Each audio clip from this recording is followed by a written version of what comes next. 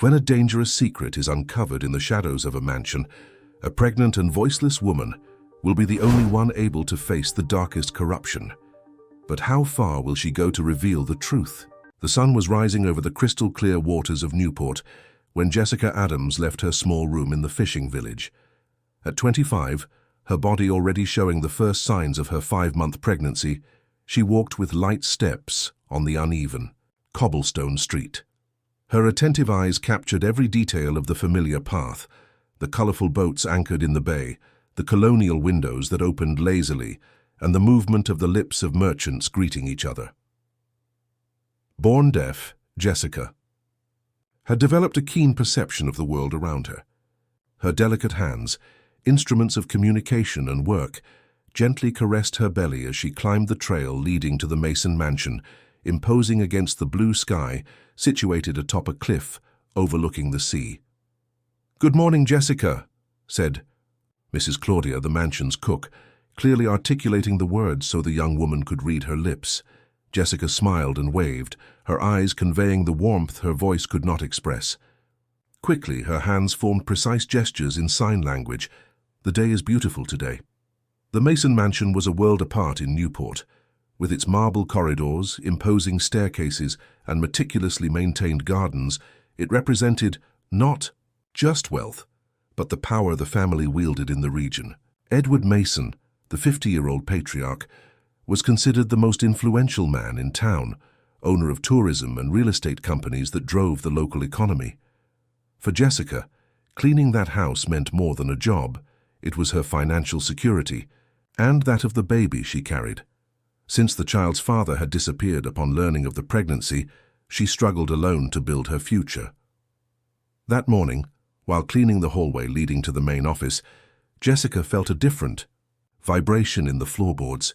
Her senses, always alert, detected heavy, hurried footsteps. Edward Mason and his son Luke were arguing heatedly in the office. Although she couldn't hear, the tension was visible through the half-open door. "We can't continue like this, Father. People are starting to ask questions." Luke's lips formed words laden with urgency and fear. "Control yourself, Luke. Nobody will discover anything if we maintain our composure." Edward's reply, with his impassive face, contrasted with his son's nervousness. Jessica lowered her gaze and continued her work, pretending not to have seen anything. She had learned that in the Mason mansion, seeing too much could be dangerous. However, curiosity had already been awakened. During the staff lunch in the kitchen, Jessica observed the interactions attentively. Carl, the mansion's security guard, seemed particularly nervous, constantly checking his cell phone. He was new there, having arrived only 6 months before, but had already earned the trust of his employers. Marina, one of the longest-serving maids, and the only one who made an effort to converse with Jessica in sign language, approached with a concerned look. "Something strange is happening in this house," she signed discreetly. "Edward has been receiving mysterious visitors at night, politicians, businessmen, meetings behind closed doors." Jessica nodded cautiously. She had also noticed strange movements, unknown cars, folders exchanged from hand to hand. In the afternoon, while organizing the mansion's library, Jessica found a photograph that had fallen behind a bookshelf.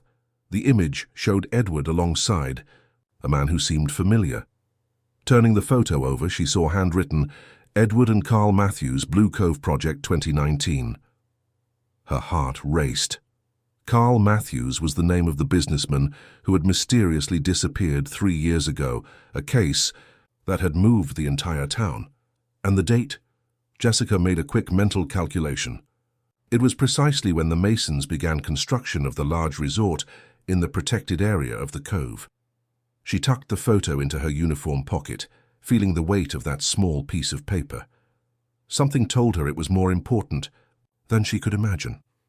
At the end of the day, as she prepared to leave, Jessica was surprised by Edward Mason in the empty hallway. His penetrating gaze examined her for long seconds before he spoke, articulating clearly, "Jessica, I need you to organize my office tomorrow. Important documents, understand? I trust your discretion." She nodded, feeling a shiver run down her spine. There was something in his look that disturbed her. It wasn't just the authority of an employer, but something darker, as if assessing a potential threat. On the way back home, under the orange sky of dusk, Jessica couldn't stop thinking about the photo, the argument between father and son, the secret meetings, pieces of a puzzle that were beginning to form in her mind. Upon arriving at her small apartment, she found an anonymous letter under the door. "Be careful with the Masons. They are not what they seem. The truth about Carl Matthews needs to come to light." Her baby moved in her womb, as if sensing her disquiet. Jessica caressed her belly, silently promising to protect that life. But now, something else had awakened within her, the determination to discover the truth, no matter how dangerous it might be. The next morning brought heavy clouds over Newport, as if the sky sensed the tension in the air. Jessica arrived at the Mason mansion earlier than usual, the anonymous letter tucked against her chest, inside her blouse pocket. All night, the words on that paper had danced in her mind, stealing her sleep. Edward Mason's office was a sanctuary of power, with noble wood panels and a panoramic view of the sea. Priceless paintings decorated the walls, and an imposing mahogany desk dominated the center of the room. Jessica felt the weight of responsibility as she entered that space. Edward's words echoed in her memory. "I trust your discretion." With meticulous care, she began organizing the documents scattered across the desk. Contracts, memos, architectural plans for the new Blue Cove resort, the same one mentioned in the photograph she had found. Her eyes captured fragments of information as her hands worked, astronomical amounts, names of influential politicians, environmental preservation areas. That's when she noticed the half-open drawer. A yellowed envelope escaped through the crack, as if begging to be discovered. She hesitated, her fingers hovering over the polished wood. Curiosity and fear waged a battle within her. She looked at the door, making sure she was alone, and then, with a quick movement, pulled out the envelope. Inside, she found documents that appeared to be normal commercial contracts, but upon closer inspection revealed a complex scheme. Carl Matthews' name appeared repeatedly, linked to million-dollar transfers to overseas accounts. One document in particular caught her attention, a land purchase agreement in the protected area of Blue Cove, signed by Edward Mason and Carl Matthews, with dates after the latter's disappearance. Jessica's heart accelerated. How could someone sign a document after disappearing? And why would Edward keep this hidden? A subtle noise made her look up. In the window's reflection, she saw Carl, the security guard, watching her from the corridor. Quickly, Jessica returned the documents to the envelope and put it back in the drawer, pretending to arrange some nearby books. When she turned around, Carl had already disappeared. The tension never left her body throughout the day. She felt watched. Every movement of hers seemed to be noticed. During lunch, she noticed furtive glances from other employees. What did they know that she didn't? Marina approached her in the garden when Jessica was watering the rare orchids. That were the pride of the mansion. "I need to tell you something," Marina signed discreetly. "Carl Matthews didn't disappear as everyone thinks. He discovered something big about the Masons and tried to expose it." Jessica felt a chill. "How do you know this?" she asked with trembling hands. "My sister is a journalist. She was investigating. The case before the media suddenly lost interest. Pressure from above, you understand?" Marina looked around, making sure no one was watching them. "There are rumors that the Blue Cove project isn't just a resort. It's a front for something bigger." At that moment, Marina's phone vibrated. The expression on her face changed as she read the message.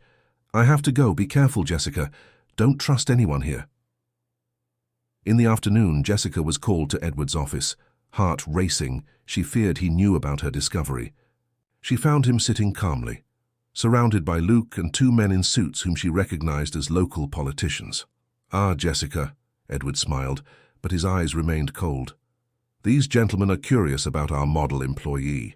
I told them how you, despite your limitations, are extremely observant and efficient." The men examined her as if evaluating merchandise, making Jessica feel exposed and vulnerable. Her baby moved in her womb, as if sensing her discomfort. "She seems quite perceptive," commented one of them, his smile not reaching his eyes. "Perceptive, yes, but discreet," replied Edward, emphasizing the last word as he stared at her. "Jessica perfectly understands the value of loyalty, isn't that right?" She nodded, automatically, understanding the veiled threat in his words. The men exchanged significant looks before returning to their discussion about the Blue Cove project, ignoring her as if she were invisible. When dismissed, Jessica felt dizzy. The pressure of the situation, combined with her pregnancy, made blood pulse in her temples.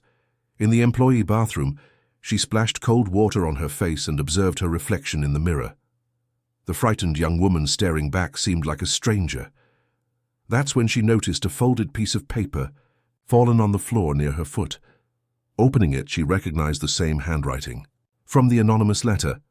"Abandoned church on the old road, 8 p.m. Come alone if you want to know the truth about Carl Matthews." The clock showed 6 p.m. In 2 hours, Jessica would have to decide, ignore the note and continue her life, or dive deeper into the mystery that seemed increasingly dangerous. As she left the mansion, she felt Carl's gaze following her. There was something familiar about him that she couldn't identify. Something in his gestures, in the way he moved, that awakened a distant memory in Jessica. The sky was quickly darkening when she arrived home. The rain had begun to fall, first as a fine mist, then in thick curtains of water. Jessica stared at her umbrella, then the note in her hands, and finally her growing belly. The decision she would make now would affect not only her life, but also her child's. However, something inside her knew that ignoring the truth wouldn't keep them safe for long.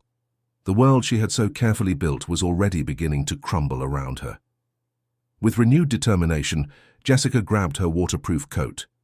The abandoned church was a half-hour walk away. Whoever had invited her had answers she needed, and maybe, just maybe, could help her protect the future she fought so hard for. The rain intensified as Jessica walked along the dirt road that wound between the hills. The umbrella offered little protection against the wind that hurled water in all directions. Her steps, though hesitant, did not slow. Determination overcame fear. The old St. Benedict's church appeared as a dark silhouette against the stormy sky. Abandoned for decades, it still retained the dignity of times past, with its partially collapsed bell tower and broken stained glass. Wild vegetation grew between the centuries-old stones, as if nature was slowly reclaiming the land. Jessica stopped before the rotting wooden door. Her hand, wet from the rain, trembled as she pushed the entrance that opened with a creak she couldn't hear, but felt in the vibrations that traveled through her body. The interior was illuminated by candles scattered across the altar and deteriorated, benches creating dancing shadows on the peeling walls. A figure emerged from the shadows, tall, wrapped in a dark coat that partially hid her face. Jessica froze, her hand instinctively protecting her belly. "You came." The person lowered the hood, revealing a female face with striking features and grey hair pulled back in a severe bun. She articulated the words carefully so Jessica could read her lips. "My name is Helen Matthews." The surname made Jessica's eyes widen. Helen smiled without joy. "Yes, I am Carl Matthews' sister, the man Edward Mason made disappear." Jessica brought her hands to her chest, forming quick signs in sign language. Helen shook her head. "I don't understand your language," she said, taking a notepad and pen from her pocket. "We can communicate this way." Quickly, Jessica wrote, "Why did you call me here? What do you know about Carl?" Helen observed the young woman for a long moment before answering. "My brother discovered something about Edward's business, something big enough to destroy the Mason Empire. He gathered evidence, documents, recordings. He was ready to deliver everything to the authorities when he disappeared." Her gaze hardened. "Edward spread rumors that Carl had fled with company money. He destroyed his reputation even before anyone could question his disappearance." Jessica wrote hastily, "The Blue Cove Project. I found documents, with his signatures dated after his disappearance. Helen's eyes gleamed. Forged, obviously. Edward continued using my brother's name to continue the business. The Blue Cove project isn't just a luxury resort. It's a money laundering operation. For corrupt politicians. A scheme involving protected lands and inflated contracts. The storm intensified outside, and a lightning flash illuminated the interior of the church. Jessica felt the vibrations of thunder at her feet. The sinister environment amplified the gravity of the revelations. "Why am I involved in this?" Jessica wrote, her trembling hands staining the paper with raindrops that ran down from her coat. "You have access to the mansion, to documents, to spaces no one else has. And Edward trusts you because he believes your condition makes you harmless." Helen pronounced the last word with contempt. "But we know that your deafness has sharpened your other senses. You see things others don't notice." Jessica took a step back, suspicious. How did Helen know so much about her? "I've been watching the mansion for months," continued Helen, noticing her hesitation. "Looking for a way to access it, to find the evidence my brother hid before disappearing. He sent me a message days before, talking about an insurance he had created, something that would destroy Edward if anything happened to him." Another. Lightning flash illuminated Helen's determined face, creating deep shadows in her features. Jessica felt a chill that had nothing to do with her wet clothes.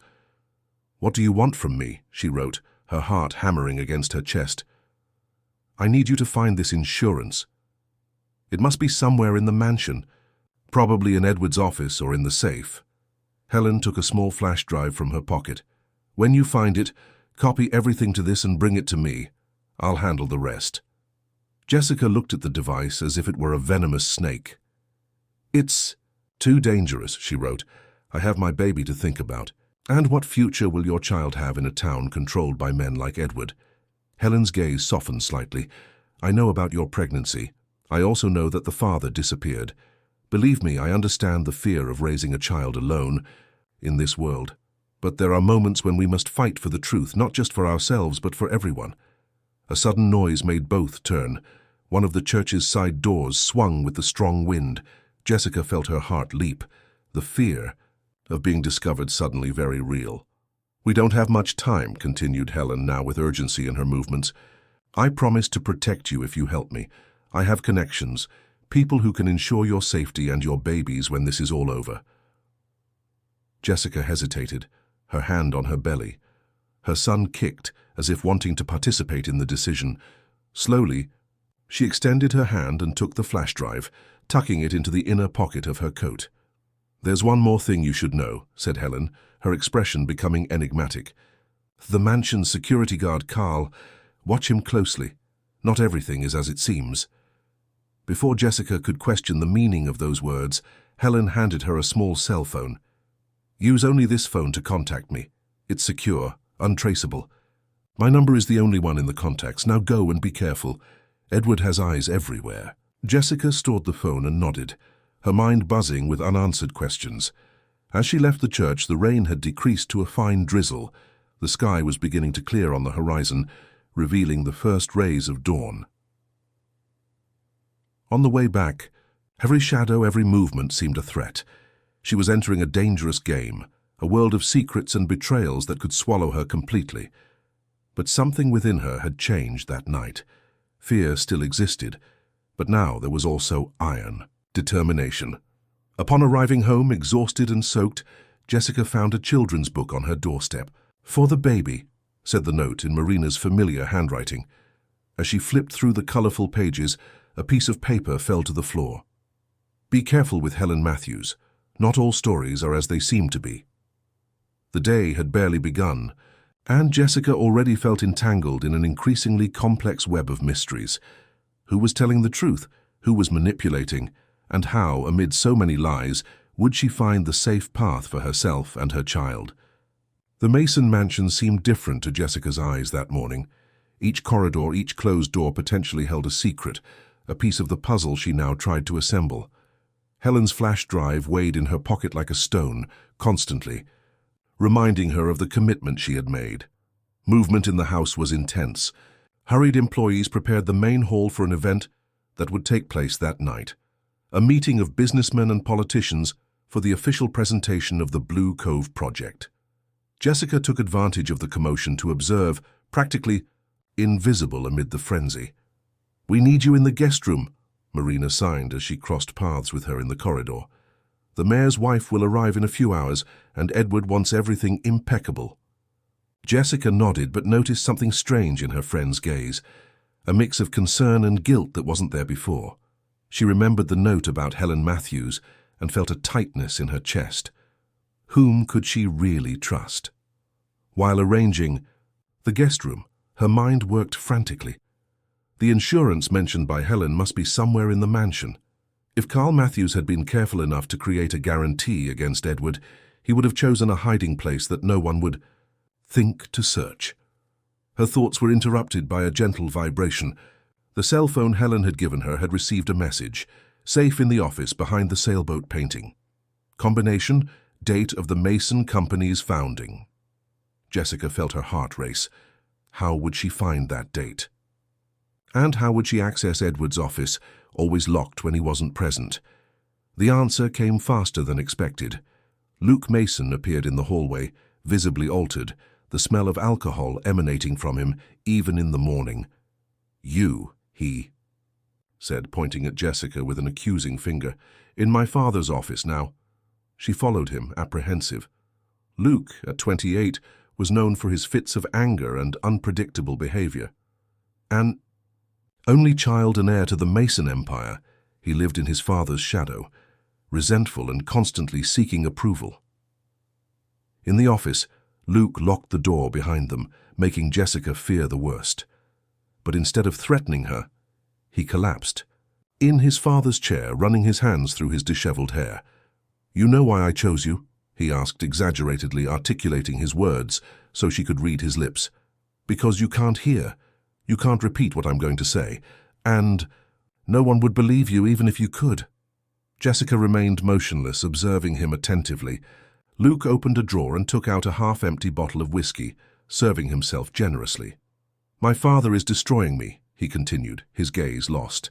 "Everything I've built, all my projects, he sabotages them, says I'm not worthy of the Mason name." His laugh was bitter. "If he knew what I know." Jessica tilted her head, curious. Luke interpreted the gesture as an invitation to continue. "Carl Matthews," he said, almost spitting the name. "My father's great partner, the man of integrity, brilliant, whom Edward wished as a son instead of me." His eyes shone with something between anger and sadness. "You think he simply disappeared? What kind of idiot would believe that?" Jessica's heart was beating so hard that she feared he might hear it. Luke stood up, stumbling slightly, and approached the painting that showed a sailboat navigating turbulent waters, exactly where Helen had mentioned the safe would be. "Did you know this painting is worth more than the house you live in?" Luke laughed bitterly. "And it's not even the most valuable object in this room." He moved the painting aside, revealing a digital safe embedded in the wall. Jessica watched attentively as his fingers typed the combination 1985, the founding date of the Mason Company she mentally recorded. "Look at this," said Luke, taking a folder from the safe. "The real contracts for the Blue Cove project. Not that farce my father shows to investors." He spread the documents on the desk. Jessica approached cautiously, feigning casual interest while her eyes captured crucial information. Names of important politicians, stratospheric values, clauses about environmental preservation areas being redesignated, and, most importantly, forged signatures of Carl Matthews on recent documents. "My father thinks I'm too stupid to understand what he's doing," continued Luke, swallowing another sip of whiskey. "But I know everything. I know about the bribes, about the threats, about how he uses Carl's name to legitimize business that would never be approved otherwise." Jessica maintained a neutral expression, although inside she was processing every word. Luke was unwittingly giving her exactly what she was looking for. "Why are you showing me this?" she wrote on a notepad on the desk. Luke smiled, a crooked and sad smile. "Because you're the only person in this house who seems genuine. Everyone. Else my father's lackeys, spies. He moved closer, his alcoholic breath hitting Jessica's face. Including your friend Marina. The shock must have been visible on her face as Luke nodded, satisfied with the effect of his words. Yes, she reports everything to my father, every movement of yours, every conversation. It was she who told him about your meeting with Helen Matthews in the abandoned church. Jessica felt the blood freeze in her veins. Marina, her only ally in the mansion, the person who had taught her sign language, who showed concern for her pregnancy. A spy for Edward? Don't be so surprised, continued Luke, gathering the documents, and returning them to the safe. In this house, loyalty is bought with money or fear, and my father has plenty of both to offer.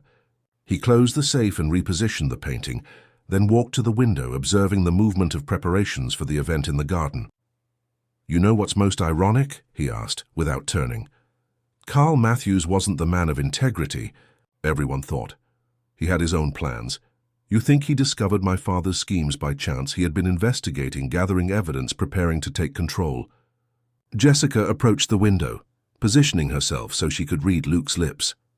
You should be more careful about whom you trust, Jessica, he said, his eyes suddenly sober and penetrating. Not even Helen Matthews is who she claims to be. Before. She could question the meaning of those words. The office door opened.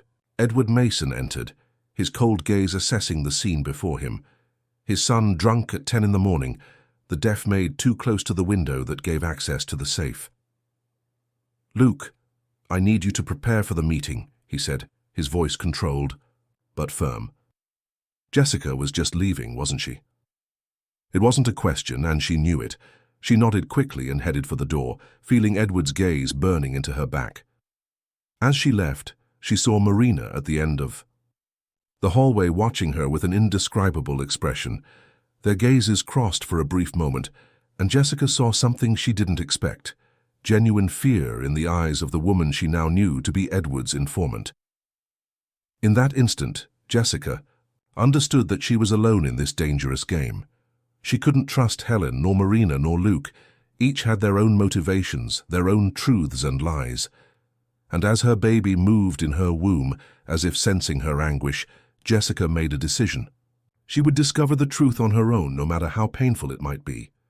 If this story interested you, don't forget to subscribe to our channel and give a like. Tell us which city you're watching us from. We continue. The main hall of the Mason mansion gleamed under the crystal chandeliers. The cream of Newport society and influential politicians circulated among champagne flutes and sophisticated canapes. The presentation event for the Blue Cove project was in full swing, with Edward Mason at the center of attention, charming investors with promises of profit and sustainability. Jessica observed everything from a discreet corner, serving drinks with silent efficiency.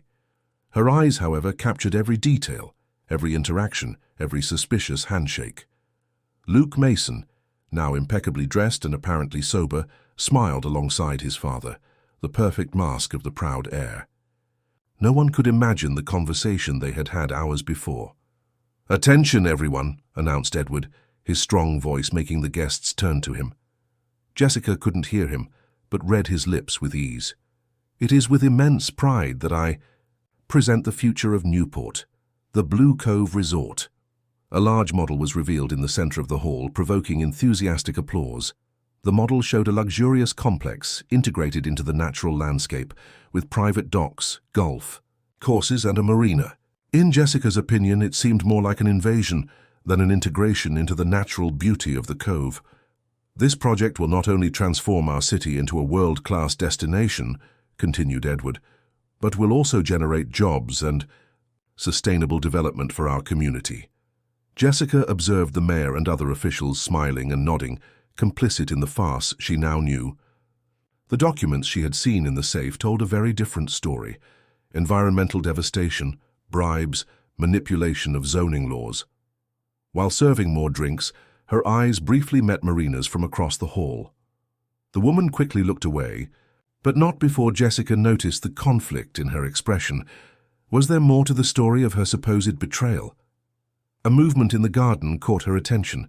Carl, the security guard, was talking intensely with someone in the shadows. Jessica recognized the profile. Helen Matthews. What was she doing there, risking herself so close to Edward? And why was she talking to Carl, the Mason's trusted man? Using the party's commotion as cover, Jessica slipped outside, approaching, close enough to observe the interaction without being noticed. Hidden behind a column, she saw something that left her astonished. Helen and Carl didn't seem like adversaries, but accomplices. Their gestures, the proximity, the intimacy with which they conversed. There was a connection there that went beyond simple collaboration. The conversation ended abruptly when one of the guests appeared in the garden. Helen quickly disappeared among the trees, while Carl returned to his position with professional naturalness. If Jessica hadn't witnessed the encounter, she would never have suspected. Returning to the hall, her mind was buzzing. The pieces were beginning to fit together, forming a much more complex picture than she had initially imagined. Luke's words echoed in her memory. Not even Helen Matthews is who she claims to be. The presentation continued, with Edward now inviting the main investors to a private room for more specific details of the project. Jessica noticed that Luke didn't accompany them, staying behind with a barely disguised bitter expression. Taking advantage of the moment, she approached him with a tray of drinks. Luke took a glass and smiled sardonically. "Curious how my father always excludes me from important meetings, isn't it?" he commented, clearly articulating so she could read his lips. "The unworthy son, the family disaster. If he knew—" Jessica tilted her head, curious. Luke moved closer, speaking low, as if fearing to be heard even knowing she couldn't hear him. "I have my own connections, you know. People who also want to see my father fall. The difference is that when it happens, I'll be the one who takes control of everything." His gaze was feverish, almost maniacal. "And maybe I'll need someone like you by my side." She took a step back, uncomfortable with the proximity and the implications. Luke laughed. "Don't worry, I'm not flirting. I'm offering protection. You and that baby." He vaguely gestured to her belly. "You'll need it when the chaos begins." A waiter called Jessica back to the kitchen, interrupting the conversation. She moved away, feeling increasingly entangled in a web of conspiracies and conflicting interests. In the kitchen, she found Marina waiting for her. "We need to talk," the woman signed, her nervous eyes checking if they were alone. "Not here. In the supply closet in 5 minutes." Jessica hesitated, remembering what Luke had revealed about Marina being Edward's informant, but something in the urgency of her gestures seemed genuine. In the small closet at the back of the mansion, Marina was waiting. Her face was pale, her hands trembling slightly. "I know you don't trust me anymore," she began in sign language, surprising Jessica. "Luke told you I report to Edward. It's true, in part." Jessica crossed her arms, defiant. "I work for someone else," continued Marina. "Someone who has been investigating Edward for years. I feed Edward controlled information to maintain my position while I collect evidence against him." "Who?" Jessica signed, the distrust evident in her gestures. "My sister, Anna Lewis. She's an investigative journalist. She was following Carl Matthews' trail when he disappeared. Since then, she's been trying to prove Edward's involvement." Marina took a deep breath. "But there's something much bigger happening, something that not even she fully understands." Jessica reflected for a moment. "Helen Matthews," she signed. "You warned me about her."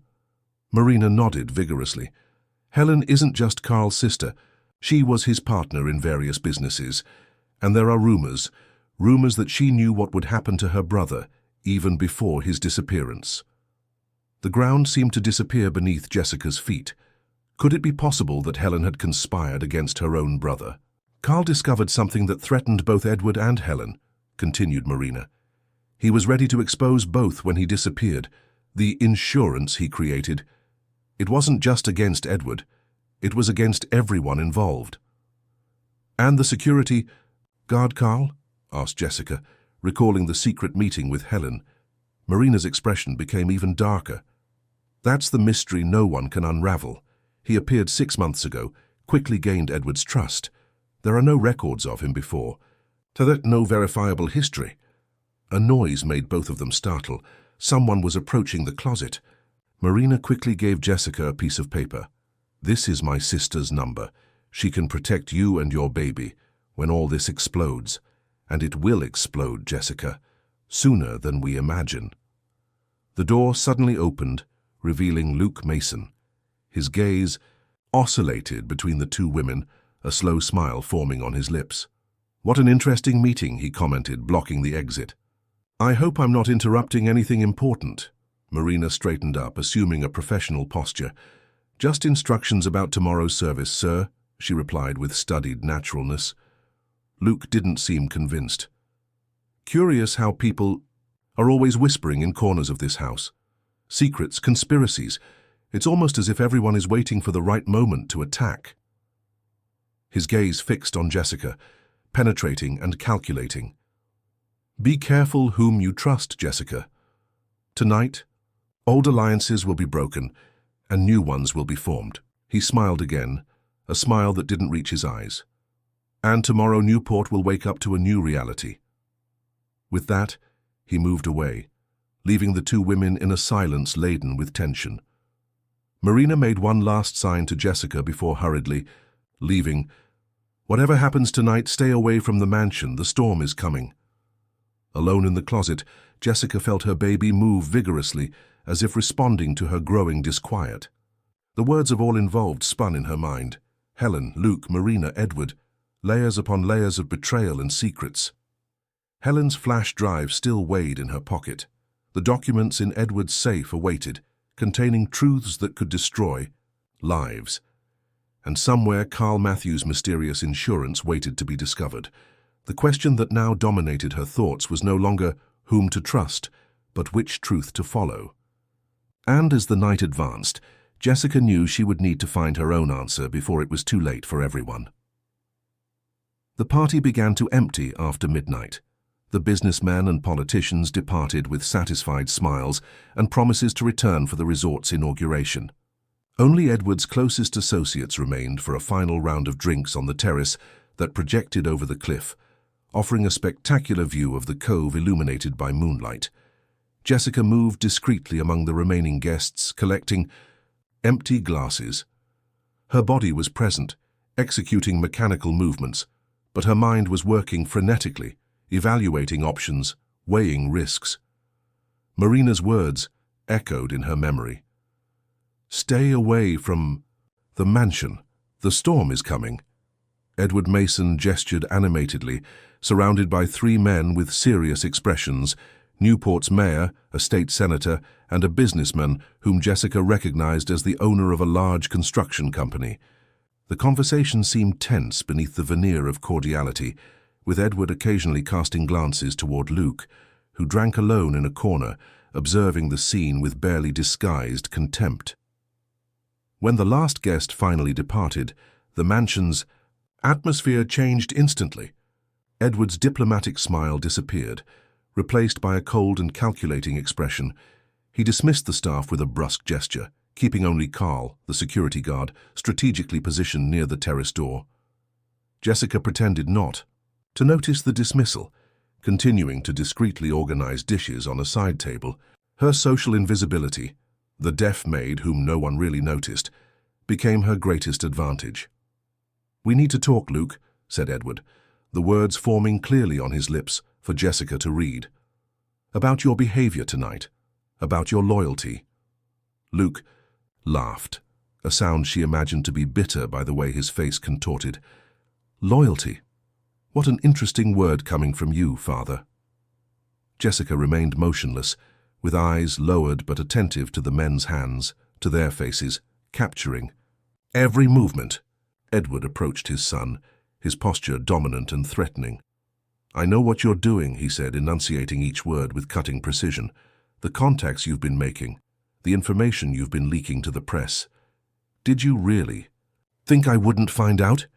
Luke's face paled momentarily before a mask of defiance took its place. "I don't know what you're talking about."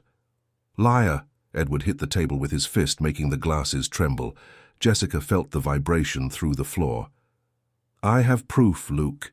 Emails, messages, meetings with Anna Lewis, the journalist who has been trying to destroy me for years. Luke straightened up, putting down his drink. All pretense of submission had disappeared from his posture. And if it's true, what will you do? Make me disappear like you did with Carl Matthews? The mention of the name seemed to electrify the air. Edward quickly looked at Carl, the security guard, who remained impassive, then turned back to his son, with a cold smile. Carl Matthews was a fool who didn't understand the rules of the game. He thought he could use his discoveries to blackmail me, to take control. Edward served himself more whiskey, moving with the confidence of a predator who knows his prey is cornered. He forgot that I created the rules. "And Helen?" asked Luke, his voice clearly defiant. "Did she also not understand the rules when she agreed to help you eliminate her own brother for a larger slice of the project?" Jessica almost dropped the tray she was holding. Helen had conspired against her own brother. The revelation confirmed Marina's suspicions. Edward smiled, genuinely amused. Helen was always smarter than her brother. She knew how to recognize an opportunity when she saw one. But she made the mistake of thinking she could play her own game afterward. He took a sip of whiskey. "Tell me, Luke, are you working with her now? Is that your big plan to bring me down? Use the vengeful sister of a man who no longer matters?" Luke advanced a step, fists clenched. "My plan is to expose you, Father. Every bribe, every threat, every manipulation. The Blue Cove project will be your end, not your triumph." Edward's laughter echoed across the terrace. "Always so dramatic. Who did you get that from? Certainly not from me." He placed the glass on the table with a calculated movement. "You never understood how the world really works, son. Power isn't gained with ideals or media exposures. It's gained by controlling people, creating dependencies, managing fears and ambitions. Is that how you justify yourself?" Luke's face was red with anger. "By transforming corruption into a life philosophy?" Edward sighed as if deeply disappointed. "You could have been my successor, Luke. You could have inherited everything I built. But it's clear you don't have what it takes to lead." "I prefer failure to your version of success," replied Luke, contempt evident in every trace of his expression. The movement was so fast that Jessica barely managed to register it. Edward, with surprising agility for his age, grabbed his son by the lapel of his jacket and pushed him against the terrace railing. Luke's body leaned dangerously over the abyss of the cliff, sustained only by his father's strength. "You have one last chance," said Edward, his face distorted by contained fury. "Tell me where Carl's insurance is. I know he gave you something before he disappeared. Something we couldn't find." Luke's eyes widened in surprise before narrowing in defiance. "I don't know what you're talking about," he replied, but a subtle tremor in his voice suggested otherwise. "I'm tired of your lies." Edward pressed harder, making Luke lean even more over the precipice. "Where is it? Does that journalist have a copy? Helen?" Jessica remained paralyzed, divided between the instinct to intervene and the fear for her baby. Carl, the security guard, observed the scene without expressing emotion, as if watching a routine event. "Even if I knew," said Luke, struggling to maintain balance, "I would never tell you. It's over, Father. Your empire is about to crumble, with or without my help." Something in Edward's gaze changed, a decision being made, a line being crossed. His hands slightly relaxed their grip on his son's lapel. "You've always been a disappointment, Luke, since the day you were born." What happened next seemed to occur in slow motion for Jessica.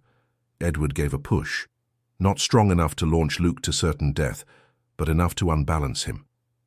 Luke staggered, his hands desperately grabbing at the air, his feet slipping on the edge wet with night dew. Jessica's silent scream got stuck in her throat as Luke's body disappeared over the railing. Edward remained motionless, observing the place where his son had been seconds before, his expression an indescribable mask of conflicting emotions.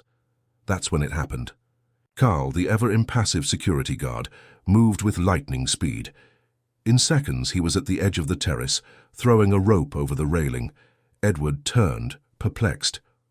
"What do you think you're doing?" he demanded, advancing to stop him. "Carl," blocked his advance with surprising firmness. "Enough, Edward," he said, his voice assuming a quality that Jessica had never heard, but could perceive by the transformation in his countenance. "It's over." The tray Jessica was holding fell to the floor with a clatter when realization hit her like lightning. The way Carl moved, the gestures, the posture. Suddenly, it all made sense. How had she not noticed before? Edward took a step. Back, shock stamped on his face. Not possible." Carl smiled, removing something from his face. A subtle prosthetic, almost imperceptible, that slightly altered his features. Without it, even under the grown beard and different hair, the resemblance was undeniable.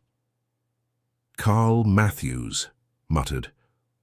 Edward, the name forming on his lips with a mixture of horror and disbelief. The man nodded. "In flesh and blood. Surprised to see me, Edward? Did you really think it would be so easy to get rid of me?" At that moment, realizing she had witnessed everything, Jessica tried to silently retreat into the house. Her movement, however, caught Edward's attention, whose eyes narrowed as he recognized the danger she now represented. "You," he said, advancing in her direction with murderous purpose in his gaze. "You shouldn't be here." Jessica backed away, instinctively protecting her belly with her hands. Carl, or rather Carl Matthews, tried to intercept Edward, but he was too busy with the rope that supported Luke. "Edward, no!" he shouted, words that Jessica couldn't hear, but whose desperation she could clearly see. Time seemed to slow down again as Edward advanced. Jessica knew she would have no chance in a physical confrontation. Her only thought was to protect her baby, to escape that situation alive. In an instinctive movement, she threw a bottle in his path, creating a momentary distraction. It was enough for her to run into the mansion. The corridors, so familiar during the day, seemed like a sinister labyrinth at night. Jessica ran, guided only by memory and the weak light coming from the windows. Behind her, she felt more than heard the pursuit. Vibrations in the floorboards, shadows moving on the walls. Edward knew every corner, every secret passage of the mansion. It wouldn't take long to catch up with her. In desperation, Jessica took the only escape route that occurred to her. The trail that descended along the side of the cliff to the beach. It was steep and dangerous even during the day, but she knew it well from using it as a shortcut in her comings and goings.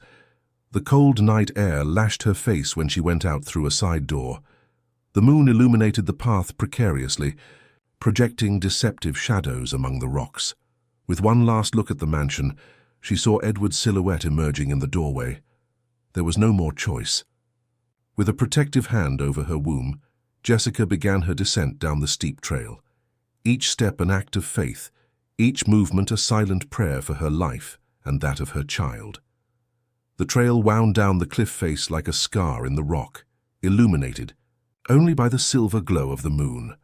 Jessica descended as fast as her condition allowed, each step calculated, each movement balancing desperation with the need for protection. A fall here, on this treacherous terrain, would mean more than just pain. It would represent the end of all her hopes. Behind her, Edward advanced with a predator's determination. Even without being able to hear, Jessica sensed his presence like a cold shadow threatening to engulf her. Occasionally she looked back and saw him, getting closer, his face contorted by a rage that went beyond the rational. It wasn't just about silencing her now. There was something personal, as if she represented all the small rebellions he needed to crush. Halfway down the descent, when the trail made a sharp turn, Jessica felt the ground give way beneath her. Feet. A piece of the edge crumbled, sending gravel and earth into the abyss below. For a terrifying moment, her body swayed at the edge of the precipice, arms flailing for balance. Her baby moved violently inside her, as if sharing her panic. With superhuman effort, she managed to grab onto an exposed root, pulling herself back to the relative safety of the trail. Her heart hammered against her ribs, cold sweat running down her face despite the night breeze. But there was no time to catch her breath. Edward had gained ground during her moment of vulnerability. "There's nowhere to run, Jessica," she could read on his lips when he came close enough. "You know too much." Regaining determination, she continued the descent. now more cautious, using her hands to support herself on the rocks.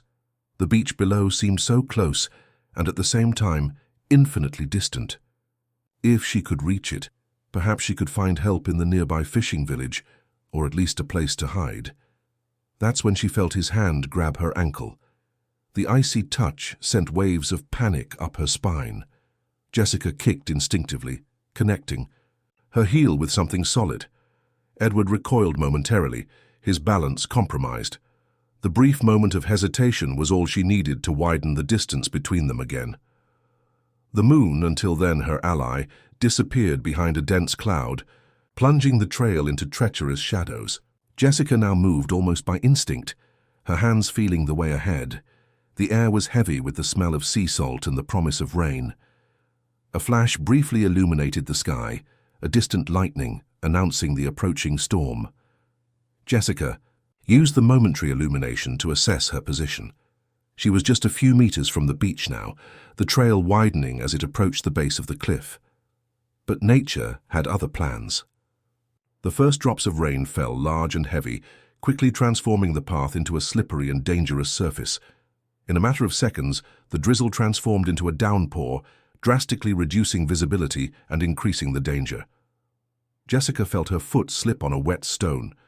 She tried to grab onto something, anything, but her hands found only fragile vegetation that gave way under her weight. The world spun around her as her body slid down the muddy slope. There was no time for fear, only the instinctive reaction to protect her womb, curling around it as she rolled down the side of the cliff. The fall seemed endless, each impact with the ground sending waves of pain through her body. When she finally stopped, she found herself on a small, natural plateau, halfway between the trail and the beach. The rain fell mercilessly upon her, washing away the mud and blood from small cuts on her arms and legs. Dazed, Jessica tried to stand up, but a sharp pain in her ankle made her retreat. Above, through the curtain of rain, she could see Edward carefully descending in her direction, a victorious smile distorting his features. That's when she felt it. A movement inside her, different from the previous ones. More intense, more urgent. Her baby. A contraction crossed her body, making her double over. No, not now. It was too early. The wrong moment. The wrong place. The second contraction came stronger than the first. Panic threatened to completely dominate her, but something deeper emerged from within. A primitive survival instinct, not just for herself, but for the life she carried. With immense effort, Jessica began to drag herself toward a set of nearby rocks, which formed a small cavity at the base of the cliff. The rain, now her unexpected ally, made it difficult for Edward to see her clearly or hear her movements. Reaching the shelter of the rocks, Jessica pressed herself against the stone wall, trying to control her breathing and the contractions that came at increasingly shorter intervals. Fear gave way to surprising clarity. Her son was coming here, in this moment of extreme danger. As if choosing chaos to make his entrance into the world, defying circumstances from the very first instant. Through the opening between the rocks, she saw Edward searching the area, his movements frustrated and angry as the rain reduced his visibility.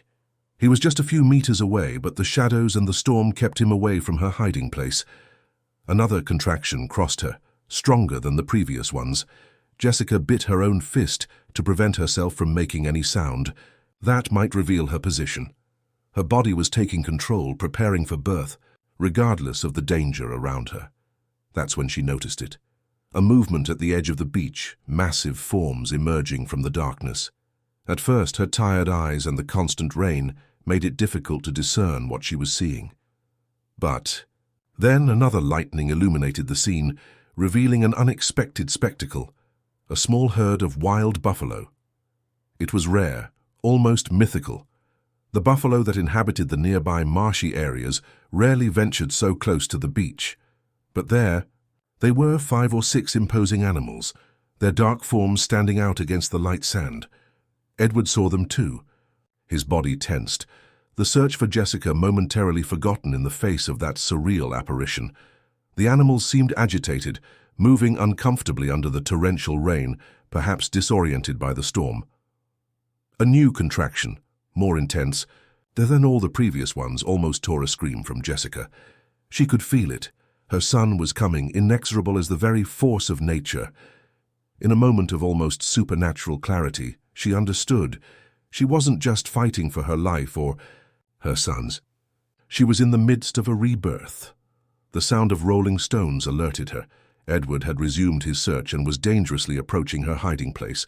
Jessica pressed herself even more against the rocky wall, but she knew it was only a matter of time until she was discovered. That's when it happened. One of the buffalo, the largest of the group, raised its head as if catching something in the air. Its eyes, dark and deep, seemed to fix directly in Edward's direction. The animal snorted, stamping the sandy ground with its powerful hooves. Edward hesitated, clearly uncomfortable with the animal's attention. He took a step back, trying to maintain distance, but the sudden movement seemed to be interpreted as a threat by the buffalo. With a deep grunt that Jessica could feel in the vibrations of the ground, the animal advanced. What followed was pure chaos. Edward tried to run, but the slippery terrain betrayed his movements. The animal, followed by the rest of the herd, continued advancing, forcing him to retreat awkwardly up the slope. A final, overwhelming contraction consumed Jessica completely. At the exact moment that Edward disappeared from view, pursued by the enraged buffalo, her son chose to make his entrance into the world. Alone, guided only by instinct and inner strength, Jessica gave birth among the rocks, under the rain that now gradually diminished. The baby's cry, a sound she would never hear, but whose vibration she felt against her chest when she held him, for the first time, mingled with the distant roar of the sea and the last thunders of the storm that was moving away. There, wrapping her newborn son in her own coat, Jessica felt a peace that defied all circumstances. Exhausted, but more alive than she had ever been, she looked toward the horizon where the first rays of dawn began to break through the clouds. The buffalo had returned to the beach, now tranquil, almost like silent guardians keeping vigil at a distance. Her son, perfect and intact despite the tumultuous birth, breathed softly against her. That's how Marina and Carl Matthews found them an hour later. Mother and child nestled among the rocks, protected by an improvised circle of wild buffalo. That seemed to have decided by some inexplicable whim of nature that those two lives deserved their protection. "You're safe now," Marina signed, tears running down her face upon seeing the baby. "It's over." But Jessica, looking at her son and then at the buffalo that slowly moved away with the dawning day, knew that nothing was over. In fact, something completely new was just beginning. 3 months had passed since that stormy night. Newport, the town of historic stones and translucent waters, was transformed. The scandal involving Edward Mason had dominated national news for weeks. The Blue Cove Project, once a symbol of prosperity and development, was now synonymous with corruption and unbridled ambition. Jessica watched the sunset from the veranda of a small inn by the sea, her son Michael sleeping peacefully in her arms. Each day with him was a discovery, a miracle she still couldn't fully comprehend. The boy had expressive eyes that seemed to contain ancestral wisdom, as if the extraordinary night of his birth had granted him some kind of special knowledge. The sound of footsteps on the wooden deck alerted her to someone's arrival. Marina approached with a smile, bringing a tray with tea and cookies. At her side, Carl Matthews, now using his true name and appearance, carried a thick folder. "How is our little warrior today?" Marina signed after placing the tray on the table. Jessica smiled, adjusting the baby in her arms, growing strong, like the buffalo that protected him. The three shared a moment of contemplative silence. The symbolism of the buffalo had become important to them, the relentless force of truth, the protection of the innocent, resistance in the face of adversity. "I brought the latest news," said Carl, articulating clearly so Jessica could read his lips. "Luke is recovering well. The doctors say in a few weeks he won't need the wheelchair anymore." Jessica nodded, relieved. Luke Mason had survived the fall from the terrace that night, albeit with serious injuries. Recovering in the hospital, he had finally revealed everything he knew about his father's schemes, becoming a key witness in the investigation. And Helen? Jessica asked through signs. Carl's expression hardened momentarily. My sister is where she should be, answering for her choices. The plea bargain will reduce her sentence, but she'll have plenty of time to reflect on her actions. The truth about Helen Matthews had been one of the most painful revelations of the entire case. Not only had she conspired with Edward against her own brother, but she had later tried to use Jessica in her personal revenge when Edward betrayed her too. A game of manipulations where everyone was a disposable piece. And Edward, Jessica's, hands formed the name with an almost imperceptible hesitation, as if the simple gesture could conjure his threatening presence. He still refuses to talk, replied Carl. But it doesn't matter. The evidence is overwhelming. The insurance I created before faking my own disappearance contained everything. Recordings, documents, transfers. He'll spend the rest of his life in prison. Marina took Michael from Jessica's arms, gently rocking him, while the young mother took a sip of tea. The baby briefly opened his eyes, gazing at her with that penetrating look that seemed to see beyond appearances. Anna finished the report, Marina signed, referring to her journalist sister. It will be published tomorrow. The complete story, from the beginning of the Blue Cove project to the buffalo. Jessica smiled, remembering the headline that had circulated in local newspapers. Miracle in Newport. Wild buffalo save mother and newborn during storm. The press never knew the true extent of the events that night, and they intended to keep it that way. Sam's stories were too personal to be shared with the world. Your inclusion in the Witness Protection Program has been approved, informed Carl, opening the folder he had brought. New documents, new identity, new beginning in another city. Everything is ready when you are. Jessica took the papers, glancing at them without really absorbing their content. Her entire life reduced to a few official documents, a new name, a fabricated story. Safety, yes, but also a kind of exile. What if I don't want to go? She signed, surprising herself with the question. Carl and Marina exchanged glances. It's dangerous to stay, replied Carl. Edward has connections even from where he is, people loyal to him who could... I'm afraid, interrupted Jessica with firm gestures, but I don't want Michael to grow up running away. The truth will protect us better than any program. There was a moment of silence as Carl and Marina considered her words. The sun was setting on the horizon, painting the sky with shades of orange and pink, reflecting in the calm waters of the cove. The ecological reserve will be officially established next week, said Carl finally. The judge granted the injunction. The Blue Cove lands will be permanently protected, as they should have been from the beginning. This was the real victory.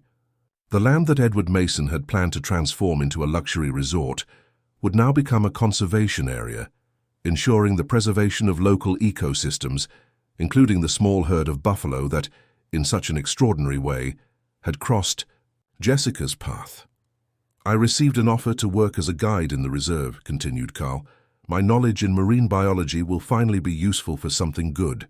And they need an administrator for the visitor center. He looked significantly at Jessica. Me? Her eyes widened in surprise. Who better? You know that place like no one else.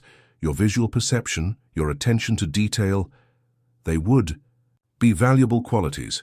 Besides, he smiled, the center needs to be fully accessible. Who better to ensure that than someone who understands the needs? Marina returned Michael to Jessica's arms, signing with enthusiasm. We could work together. I'm taking over the Environmental Education Department. Imagine the possibilities. Programs for deaf children, educational material in sign language. Jessica looked at her son, then at the cove that stretched out before them. On the horizon, a dark shape moved among the trees on the coast. The Poom. Buffalo, their silent protectors, still nearby. Transforming a place of corruption into a sanctuary, she signed thoughtfully. There's a poetry in that. Carl nodded, his eyes reflecting the last ray of sunlight of the day. Every destruction contains the seeds of renewal. Edward wanted to build a monument to greed. Instead, we created a testament to resistance. Marina gently touched Jessica's shoulder. The choice is yours. We can arrange protection here if you decide to stay, or we can help you start over somewhere else." Michael stirred. In her arms, his little eyes opening to fix on hers. In that gaze, Jessica found her answer. "We'll stay," she signed with determination. "This is our place. It was here that Michael chose to come into the world, protected by the buffalo and the storm. There is meaning in that. Purpose." Carl smiled, extending his hand to gently touch the baby's head. "Your son has already shown more courage in his first day of life than many show in an entire existence. He belongs to this place as much as the buffalo, the sea, and the ancient stones." The sun finally disappeared beyond the horizon, but the sky still maintained a soft glow, that magical moment between day and night that photographers call the blue hour. A perfect metaphor for where they were now, on the threshold between the tumultuous past and a future yet to be written. As the first stars began to dot the sky, Jessica looked once more at her son. She had entered the Mason mansion as an invisible employee, a pregnant and lonely deaf young woman whom many underestimated. She had emerged as something very different, a woman who had faced her deepest fears and found a strength she didn't know she possessed. "To Michael," Marina signed, raising her teacup in an improvised toast. "To the truth," added Carl, joining the gesture. "To the buffalo," completed Jessica, a serene smile on her face as the last gleam of day illuminated the waters of the cove, promising a new dawn. On the distant coast, as if responding to the silent call, the dark shapes of the buffalo moved in unison, eternal guardians of a truth that no one could bury anymore.